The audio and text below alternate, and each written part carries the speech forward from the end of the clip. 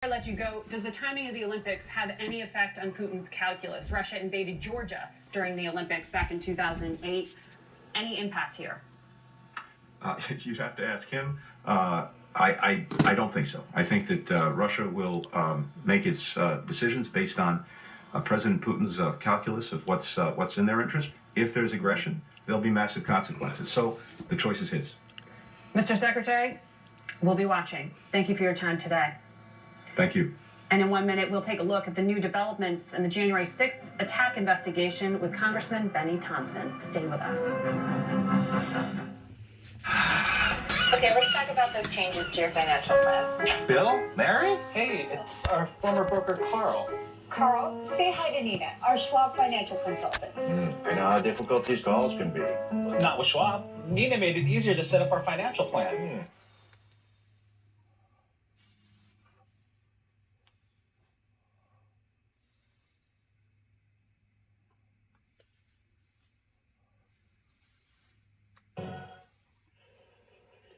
We are back now with the chairman of the committee investigating the January 6th attack on the Capitol, Congressman Benny Thompson of Mississippi. Good morning to you, Chairman. Good morning. How are you? Good. This was a very big week. As we said, 700 pages of Trump administration documents were handed over to your committee at the order of the Supreme Court. What changes now that you have these in your possession? Well, we're in the process of reviewing the documents. As you know, this was one of the first requests that we made as a committee to the National Archives.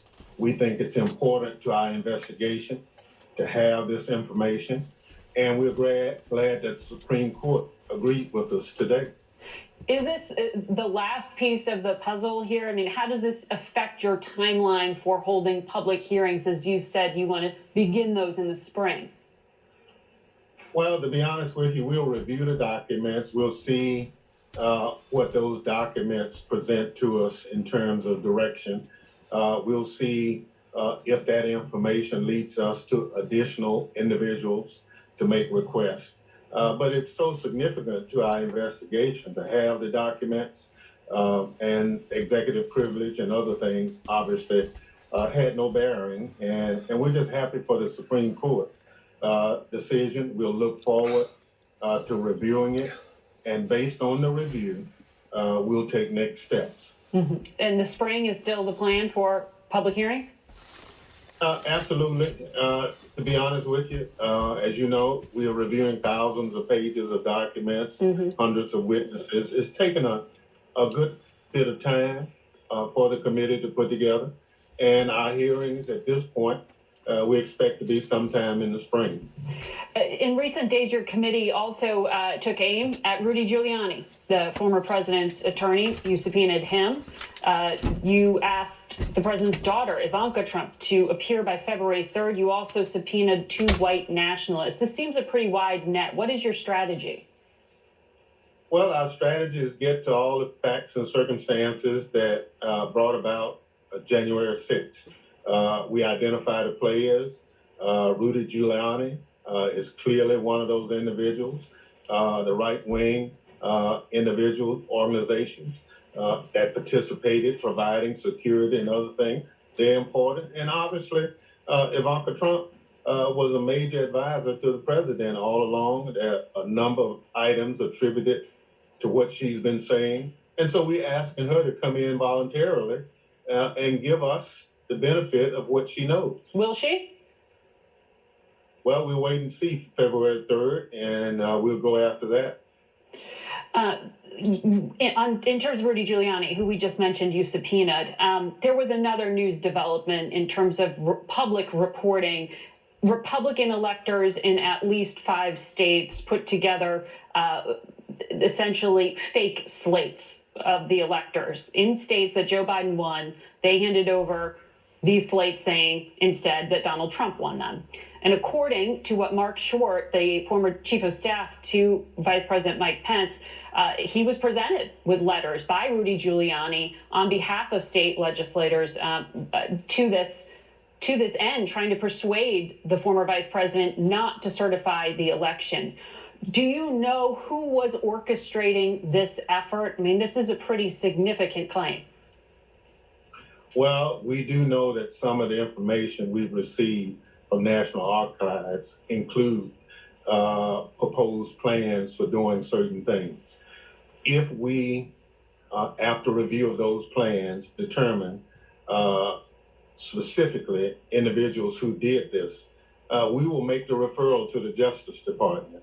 We're not a criminal entity, that's the Department of Justice, but we are concerned that documents have been filed saying they were individuals responsible for conducting and certifying elections, and they're not.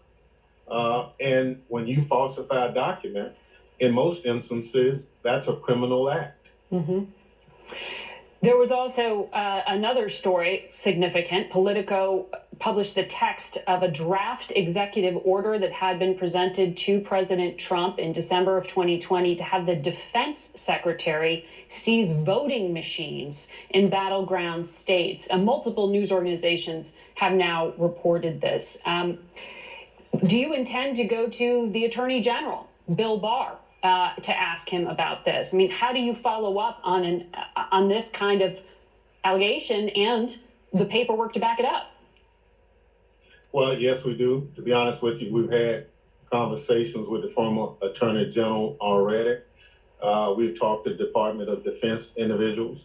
We are concerned that our military was part of this big lie on promoting that the election was false.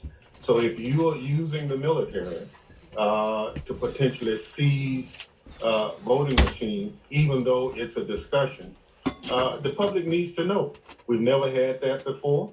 And so any of these individuals who are participating in trying to stop the election, the duly election of a president, and if we can document it, we will share it with the public.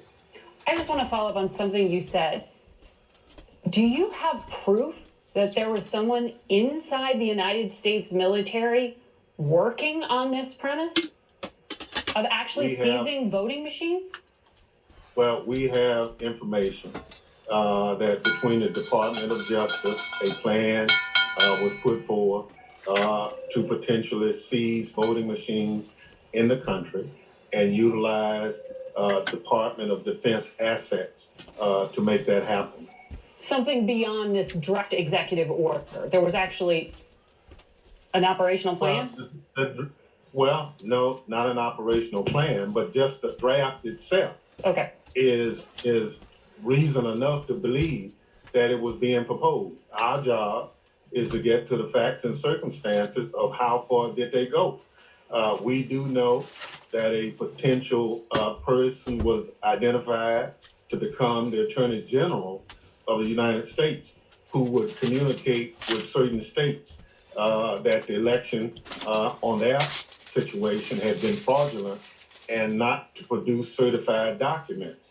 Well, we understand that. So we will move forward on that investigation, and we will look and see specifically how far that plan went. That's incredible. Will the former Attorney General Bill Barr testify to you? Will you seek out other members of the military to clarify some of what you just laid out here? Well, part of our plan is to continue to engage all those individuals that we deem necessary and important to our investigation.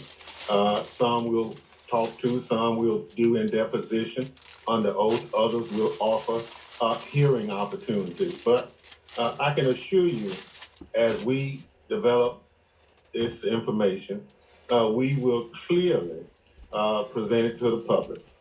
We plan at this point to have a series of public hearings showing the use of federal assets, Department of Justice, Department of Defense, and other agencies to actually stop the duly election of a president. So we'll do it in due time. Quickly, Stuart Rhodes, the head of the far-right group, the Oath Keepers, was charged with seditious conspiracy by the Department of Justice this week. As part of that, it became public that he was apparently stashing weapons, waiting for the White House to invoke the Insurrection Act. Is any part of that connected to what you just laid out? Well, Stuart Rose was one of the persons that we identified as a committee we wanted to talk to. We'll see what happens. We're not part of the criminal indictment. Okay. That's a separate investigation. I understand. Chairman, thank you for your time this morning. And next up, we'll have more on the situation in Ukraine and what can be done to stop Russia. It's very, very critical whenever you have a country that is so divided as ours is, that cannot come together in grips of an election after a whole year has passed towards identifying just exactly what occurred and why it occurred.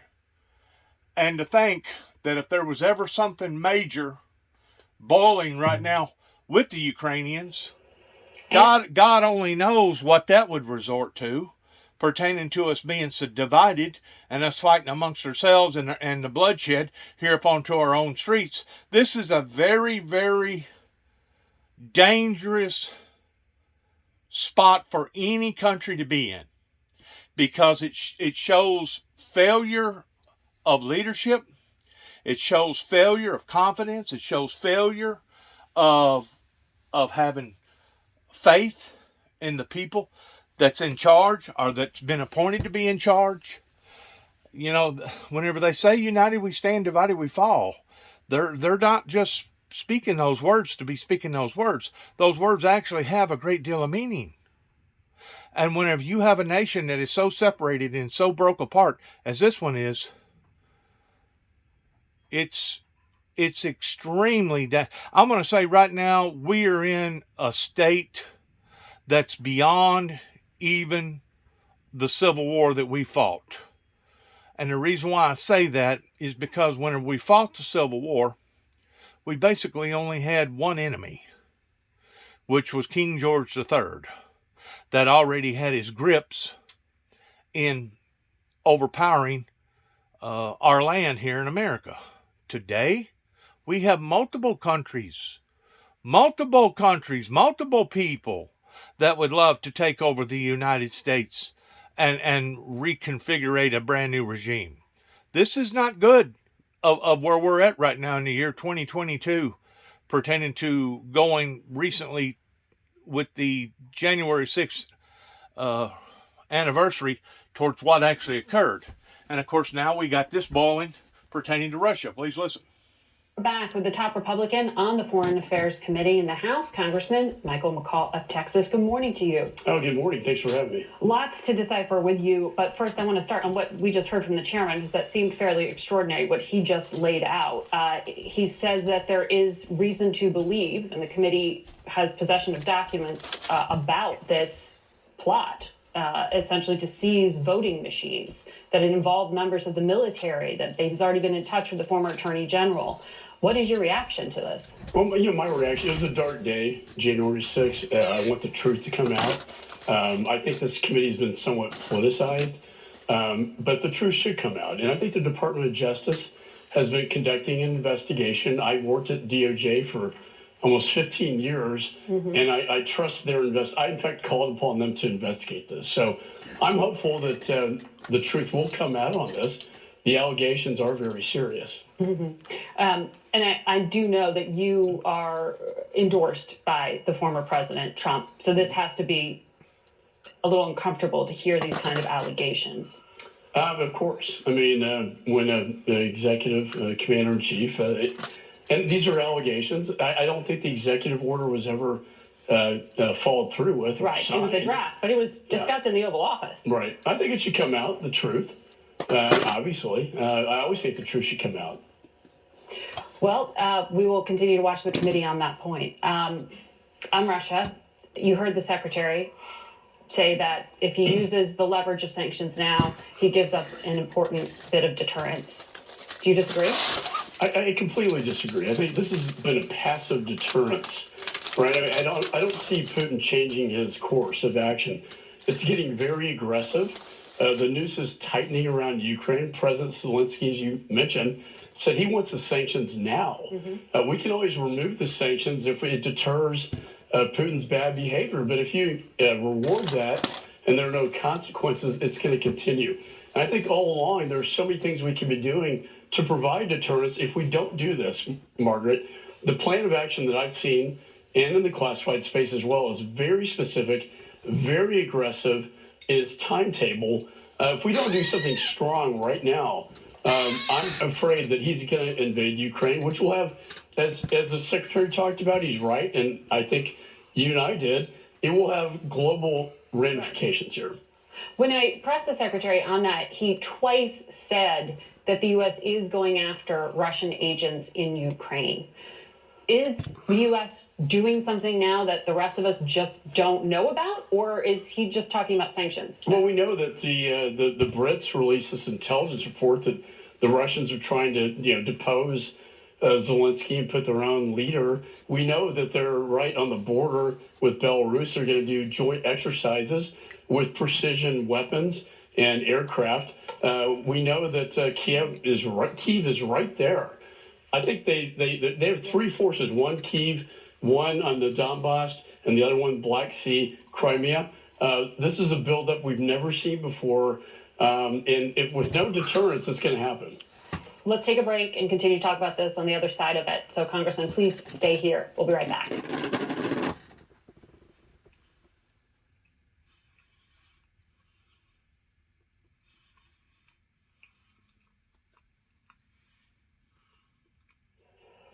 We'll be right back with a lot more Face the Nation. Don't go away.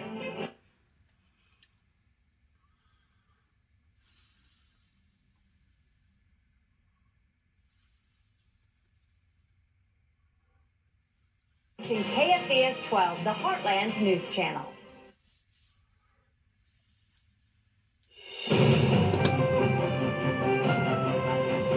Welcome back to Face the Nation. We continue our conversation now with Congressman Michael McCaul, the lead Republican on the House Foreign Affairs Committee. Let's pick back up on the issue of Russia. We're talking about immediate action, potentially. Congress is going away for a week. There are bills before the Senate. I know you're working on one in the House.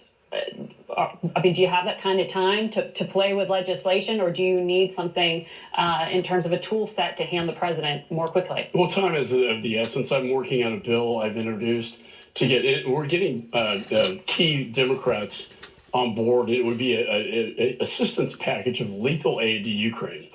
That's important. But what's also important is the message of deterrence. We need joint exercises in Poland, the Baltic states, Romania, Bulgaria, to show Putin that we're serious. Right now, he doesn't see we're serious, and that's why the buildup is taking place.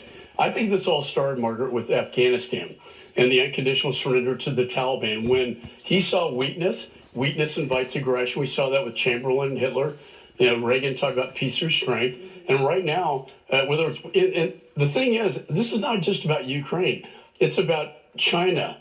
It's about President Xi and Taiwan. It's about the Ayatollah and the bomb. It's about North Korea that just fired off 2 missiles they said were, these hypersonic weapons. I think this has broader global ramifications. We're seen as weak right now, but because of President Biden, his comments about that a limited invasion was somehow acceptable, and that NATO was divided. I think one thing he said was true is that NATO is divided, and that's Putin's goal is to divide and weaken NATO. He's accomplished some of that. Well, as you know, I mean, this has been going on since 2014, and during the Trump administration, there was some accommodation, at least in language, from the former president on whether or not there were hard lines. So Vladimir Putin has been getting kind of a mixed message for some time here. How do you change that? When President Biden, and you just heard Secretary Blinken send that message that they're willing to have reciprocal restrictions on military exercises or on placement of missiles, is that kind of accommodation weakness to you? Well, look, let's talk about Nord Stream 2. Biggest concession ever. This is a potential gas pipeline from Russia to Germany. Putin's pipeline into Europe. Congress passed bipartisan mandatory sanctions to stop that from happening. We have a presidential waiver. That's very normal. We never dreamed that a president of the United States would waive that in the national interest of the United States. How is that in the interest of the United States to allow Putin to dominate Europe's energy supply? And then at the same time shutting down Keystone and not allowing the United States to be the leader in energy, LNG, which is cleaner than Putin's dirty energy, from getting into the region. I think this president has made so many concessions with nothing in return. That's why Putin smells weakness. He's wanted this, as you and I talked about, for a long time. Yeah. It's his legacy issue. Right. And if we don't provide that deterrence, he will go in. Well, the Germans have sort of been uncomfortable with the idea of moving on Nord Stream, and the administration is saying they're waiting on that. On the other risk here, we have midterm races coming up. In 2018, the United States took offensive action against Russia to stop them from meddling in those races. Do we need to see something like that in 2022? I don't want to see Russia overturning Ukraine's government. I don't want to see any foreign nation adversary getting involved in our elections. But again, pointing from Afghanistan forward, we have sent a message to our adversaries that we are projecting weakness, not strength. One thing Reagan talked was peace through strength, going back to Chamberlain, Hitler. If we're projecting weakness, it only invites aggression. Historically, you know that. And this is exactly, I've talked to the administration. I want to stop this from happening, but I'm very concerned about the aggression that I'm seeing. Okay. Congressman, thank you very much for your perspective. We'll Thanks, be Margaret. right back with Dr. Scott Gottlieb. There you go. Much for your perspective. We'll Thanks, be right Margaret. back with Dr. There you go. It has gotten more crucial just within the past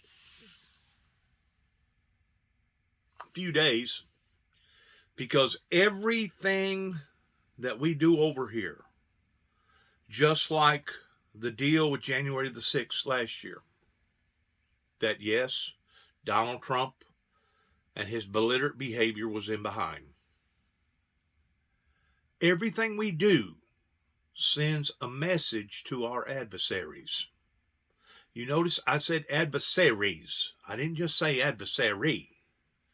It sends a message, and in that message can very well determine on whether or not it motivates our enemies of scratching their heads and wondering, well, maybe it's time for the picking. Maybe it's time to actually become aggressive, because the United States has basically backed up, crawfished, didn't support their red lines whenever people crossed their red lines towards promising that there would be consequences, and inevitably there wasn't. So, yes, this is a very, very critical time of what we're dealing with. During World War I, we knew who we was fighting. We knew who the enemy was. During World War II, we knew who the enemy was. The Korean War, okay, we knew who the enemy was. Vietnam War, we knew who the enemy was. Even Desert Storm and Desert Shield, we knew we had a target base towards who we believed that the enemy was. Just like whenever we went after Afghanistan after 9/11, we believed that we knew who the true enemy was. To this day, the true enemy has yet to be diverted. The true enemy has yet to be apprehended.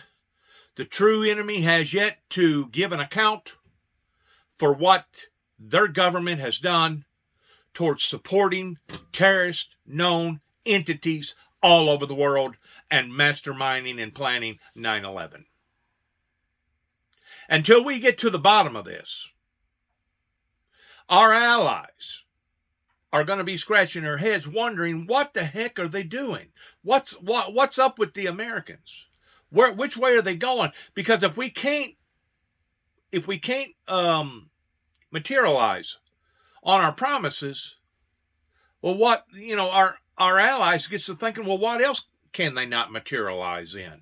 So whenever you're looking at alliances, pertaining to NATO or the United Nations, because both of them are basically the same, pertaining to what they stand for. Whenever you have this type of division,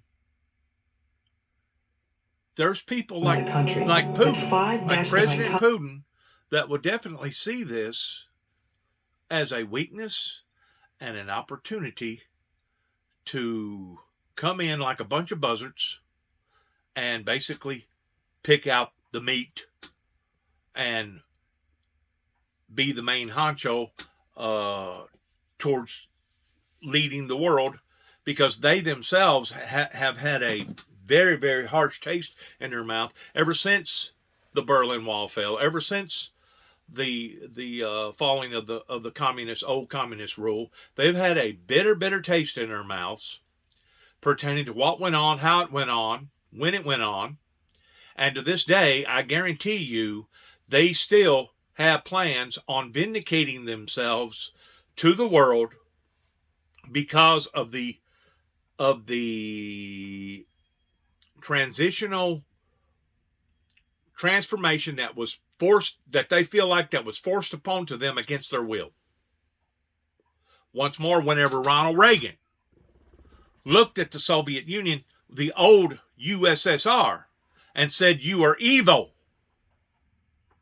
You are evil in your motives. You are evil in the way that you transpire your business. You are evil towards wanting to gain leverage and control over all of your citizens. You are evil towards ruling things similar towards how the pharaohs wanted to rule things." And of course, we got people all over the world that basically are doing it one way or the other. If they're not doing it for food, they're doing it for drugs. If they're not doing it for drugs, they're doing it for whatever.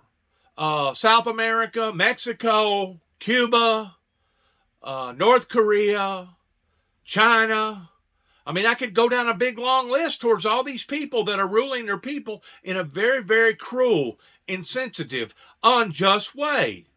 That's what our republic is supposed to be about. That's what democracy is all about, towards giving the people an opportunity of facing off to their elections, to their electors, and saying, you know what, we know who you are, we know what you stand for, we know that you don't pull your end of the weight, your bargain, and because of it, we're not going to vote you in power, we're going to vote this one right here in power. It has to be done in a formal, informal way of being able to elect people in and out towards who they want and who they don't want. Whenever you have just a very, very few people that controls the masses, then you have a tyranny. Then you have an oligarch.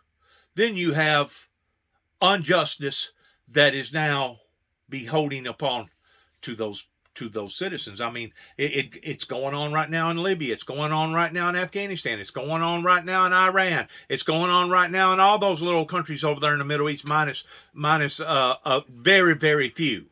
Very few. Jerusalem is one of them that has taken on the standards of we. Of course, you can go over to France and Germany and Italy and England and places like that. Well, they've taken on the same disposition as we have towards voting in and out of the people that they no longer feel like is for them, for the betterment of the good of the people, and they vote them out. That's what democracy is. That's what a republic is. It's not the United States being the police over all the other countries. It's not one country dominating all the other 200 countries. It's that everybody climbs on board towards doing the same thing. And obviously, President Putin does not intend on doing that. For some strange reason, he's got a burr underneath his saddle, not only with the Ukrainians, but he's got a burr underneath his saddle in regards to the Americans towards what actually went on in the late 80s, okay? And because of it, he's kind of like Trump in a way. He's hell-bent on proving himself, even at the expense of bringing that much more sorrow and misery to his own people. The bad thing about it is, in today's society, because everything is so interconnected, pertaining to the internet and all the above, he's not only going to bring misery and sorrow to his own people if he pursues in this madness that he's on, but he's basically going to bring hardship upon to a great deal of innocent lives up onto the planet. And whenever I say a great deal, I'm talking about the billions, the billion level. Yes. There's what? 7 billion people on the planet, almost 8 billion people, maybe 8 billion by now. You know, whenever you get to affecting over 1 billion people's lives, or maybe 1.5 billion or 2 billion people's lives, you're affecting a lot of people's lives. You're affecting a lot of people's lives. And the sad thing about it is, it's not going to be affecting their lives in a positive way. It's going to be affecting the world in a negative way. That's the part that I personally feel like, coming from the Windmill Ministries missions, is basically a kamikaze type aggressionable act that President Putin has made a stand against not only the Ukrainians, but the world. Thanks again for listening. Good luck to us pertaining to all this stuff with COVID, all these other world affairs pertaining to our jobs, our inflation is rising, people going down on their health, people not being able to afford to stay in the mainstream of life towards advancing and building their lives towards a better future of tomorrow. Good luck to all of us in regards towards these horrible, horrible, terrible mistakes that was made going all the way back into the falling of the Berlin Wall in 1988. Actually, it began in 1983, but it led into 1988 and 1989, pertaining to what should have happened that didn't happen, and what various people in our organization, in our government, regardless whether it was local, state, or federal, embarked upon, that now has brought that much more misery, pain, and unjust due to not only the American people's lives, but to people all over the world. People all over the world. Thanks again for listening. Shalom. And God bless. God bless America, and God bless America's endeavors towards where we go from here and what we do. Because everything we do will be transpired in the eternity that will make a difference on the things that we either have done or have not done in our rewards once we get to the heavenly kingdom. Thanks again. Good luck and shalom.